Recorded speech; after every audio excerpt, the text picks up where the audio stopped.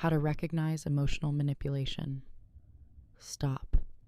If you've ever felt guilty without knowing why, if you've ever said sorry when you didn't do anything wrong, if you've ever walked away from a conversation feeling like something was off, but you couldn't explain what, if you've ever asked yourself, am I the problem?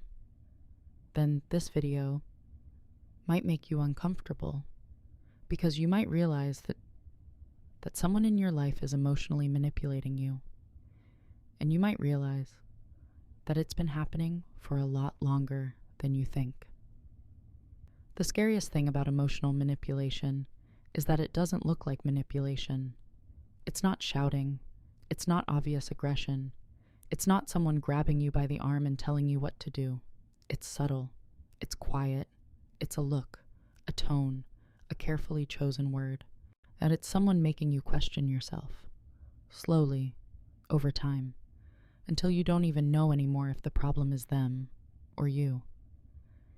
And that's exactly what makes it so dangerous, because it doesn't come with a warning sign. It doesn't announce itself. It moves slowly, quietly, patiently. And by the time you realize what's happening, you've already changed. You've already started shrinking. You've already started wondering if maybe you're the difficult one. And today, we're not just going to talk about it. You're going to feel it. Because sometimes, understanding something isn't enough. You have to recognize it in your own life before anything can change. 1. You're overreacting. Picture this. You're sitting with someone you trust, someone you care about, someone you've given a lot of yourself to. And there's something that's been bothering you for a while. Something small maybe, or maybe not small at all. But you've been holding it in, swallowing it, pushing it down, telling yourself it's not worth bringing up, telling yourself you're making it bigger than it is. But this time, you speak up. You take a breath. When you do that, it hurts me. Silence. Then a small smile. Wow, you're really overreacting. It's not that serious. Why do you always make everything such a big deal? I didn't even do anything. And just like that, everything shifts. You're no longer expressing your feelings. You're defending them. You start explaining, justifying, backtracking, softening what you said, doubting yourself.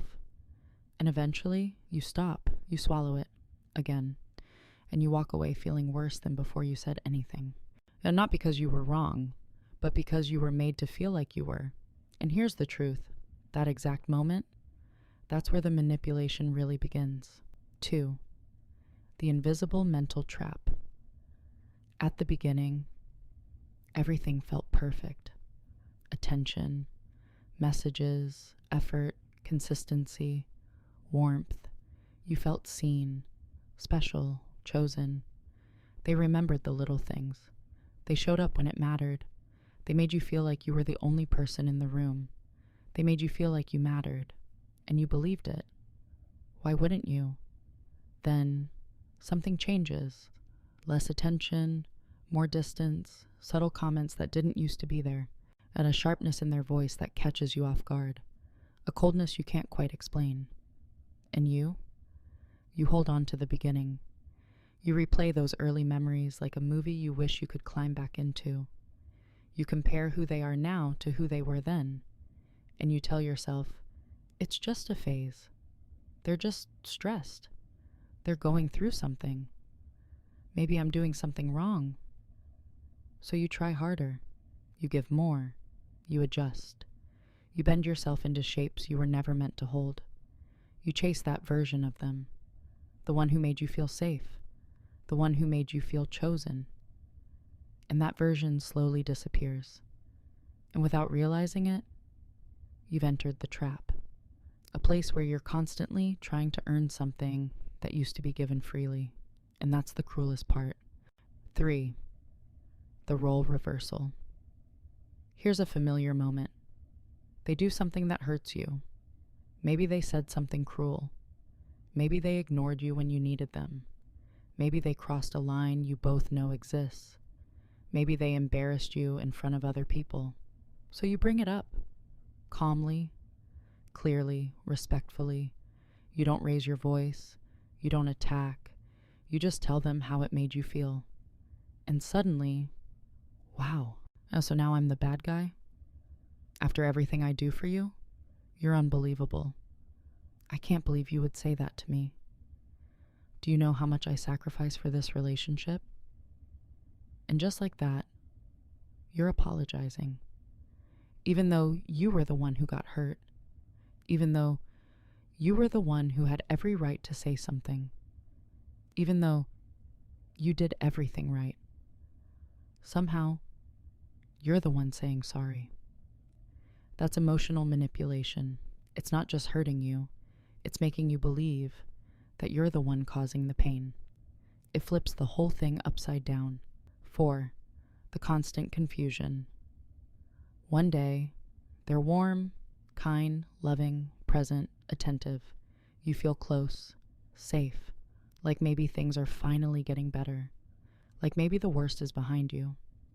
The next day, cold, distant, disconnected, short, irritated, no explanation, no reason, no fight, no warning, nothing happened. And you start searching. What did I do? Did I say something wrong? Did I miss something? Was it something from yesterday? Was it the way I said goodnight? You replay everything, every word, every message, every look, every pause, every moment. But there's nothing. You can't find it because there's nothing to find. And that's the trap, because confusion keeps you stuck. When you're confused, you can't think clearly. You can't make decisions. Yet you can't see things for what they are. You can't leave because you're always waiting for the warm version to come back. And it does come back. Just long enough to make you stay. Just long enough to make you forget why you wanted to leave. Just long enough to give you hope. And then it disappears again. Without warning. Without explanation.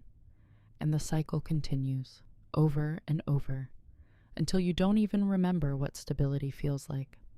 5. You start losing yourself. This one is the hardest to see, because it doesn't happen overnight. It happens slowly, so slowly that you don't even notice it's happening. One day, you realize you think before you speak. You overanalyze your texts before you send them. You rehearse conversations in your head 3 times before having them. You avoid certain topics because you know they'll set something off.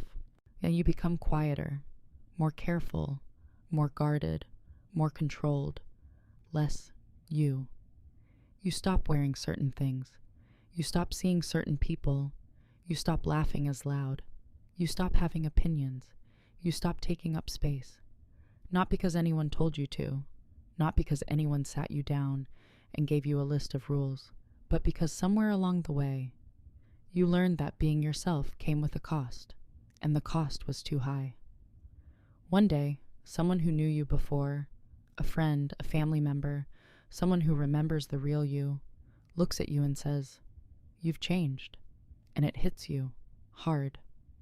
But you don't even know how it happened, because you didn't choose to change. You didn't wake up one morning and decide to be smaller. You adapted to survive the relationship. You became smaller so there would be less of you to criticize, less of you to attack, less of you to disappoint, less of you to hurt, and that's not growth. That's not compromise. That's disappearing. 6.